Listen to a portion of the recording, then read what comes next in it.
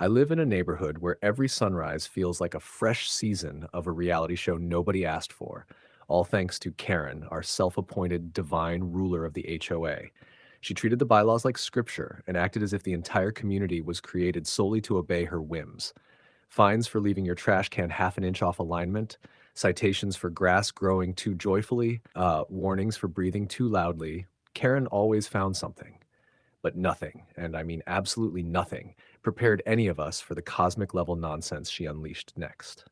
Welcome to Prodigy Tales. Make sure you like and subscribe for your top notch HOA drama. Now, in our most recent HOA meeting, Karen walked in dressed in flowing clothes she clearly bought from Google Images' first search result for religious outfit and announced, hands raised dramatically, that she had seen the light. Everyone froze. Even the ceiling fan slowed down like it wanted to hear this mess properly.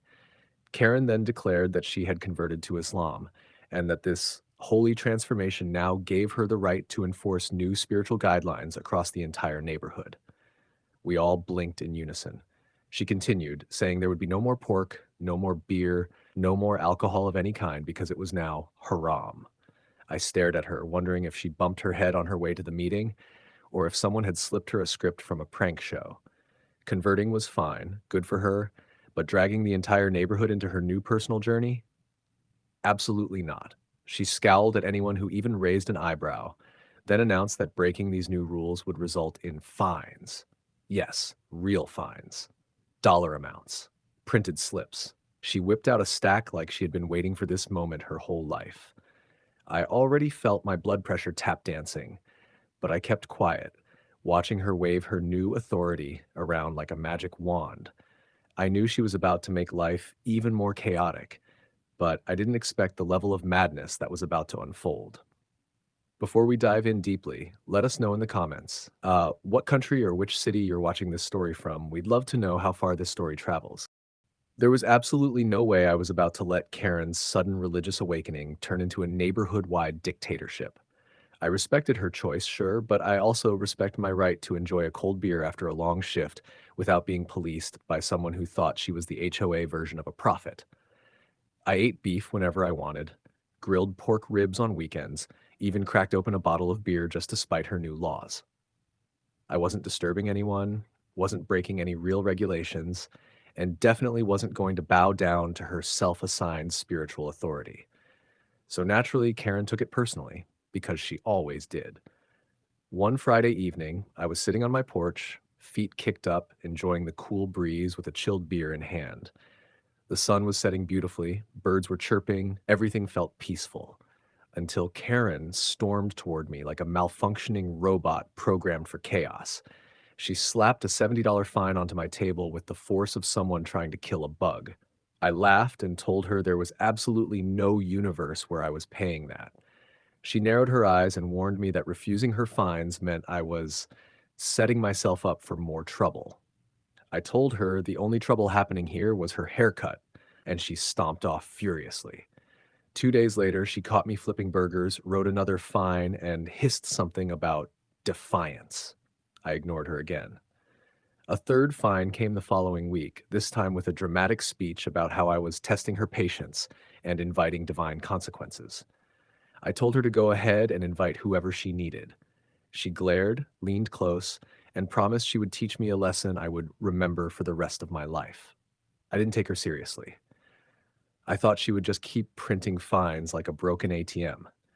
I had no idea she was planning something reckless, something so wild that it would make the entire neighborhood stop in shock and rethink everything they thought they knew about her. One morning, before the sun had even decided what mood it was in, I heard a thunderous knock on my front door, followed by yelling loud enough to make my mailbox tremble. It was barely 9 a.m., and I had been peacefully half asleep, but Karen clearly woke up and chose violence. I opened the door, still groggy, and there she was standing beside a police officer. Karen stood with her arms folded like she was the lead detective in a crime movie, and the officer looked like he regretted every career choice that led him to this moment. Before I could even greet them, Karen exploded into dramatic shouting. She pointed at me so aggressively that her elbow almost popped. "Arrest him!" she screamed, her voice echoing through the entire street. The officer blinked in confusion, glanced at me, then asked her to explain what law I supposedly broke this time. Karen took a deep breath, puffed her chest, and proudly announced the most disappointing accusation I've ever heard in my life. He drank beer, in public, and he ate pork. Multiple times. It is forbidden in our community under my new rules. The officer stared at her, waiting for the real reason. Karen stared back like she had dropped the most serious charge imaginable. He politely told her that I hadn't committed any crime and that she had absolutely no authority to arrest anybody for eating bacon or enjoying a drink on their own porch. I folded my arms, lifted an eyebrow, and watched Karen's face twist into pure disappointment, as if reality had betrayed her. The officer apologized to me for the disturbance, and honestly, I was about to laugh the whole situation off until Karen pulled the wildest stunt of her entire HOA career. She acted like she was leaving, turned around calmly, and took two slow steps. Then, out of nowhere, she spun back like a possessed lawn sprinkler, sprinted toward the officer, and slapped the back of his neck with her entire soul. Before the man could even react, she tried to tackle him, arms flailing, eyes wild. Thankfully, he caught her mid-lunge, flipped her around smoothly, and cuffed her with professional disappointment. Karen was shoved into the patrol car, screaming nonsense. Karen's arrest didn't just shake the neighborhood, it detonated like a social bomb. By the time the patrol car rolled away, half the residents were outside with phones out, recording her screaming, "This is religious persecution," while the officer closed the door in her face. Within an hour, the HOA Facebook group was in full meltdown. Some people were shocked, others pretended to be shocked, and a large portion was already posting popcorn emojis. But the real fireworks started when the police department released the official charges, and trust me, they came down like divine judgment. Karen wasn't just facing a misunderstanding. No, she collected charges like Pokemon. First was assault on a law enforcement officer, which alone guaranteed her a criminal record shiny enough to blind someone. Then there was attempted battery, because apparently launching herself at the officer counted as violent intent. Next came obstruction of justice for trying to manipulate police authority to enforce rules she invented while delirious on power. They added false report of a crime, since she tried to get me arrested for eating pork, like I was some kind of outlaw barbecue bandit. And of course, disturbing the peace, because waking the entire street screaming about beer and bacon at 9 a.m. was most definitely a disturbance. But the best part? The restitution. Oh, she was cooked.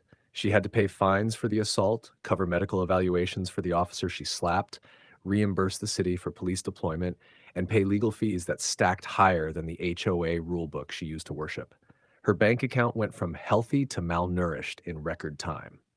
Then came the consequences nobody warned her about. She was immediately removed as HOA president, banned from holding any HOA position for life, and slapped with a restraining order preventing her from coming within 50 feet of me or the officer. The neighborhood finally breathed again. Without Karen, everything felt peaceful, almost suspiciously so. Her once feared presence evaporated, leaving behind only memes, screenshots, and the story of the day she tried to arrest someone over bacon and ruined her entire life instead. The end. Please like and subscribe for more HOA showdowns like this. Do you think she got what she deserves? Comment below.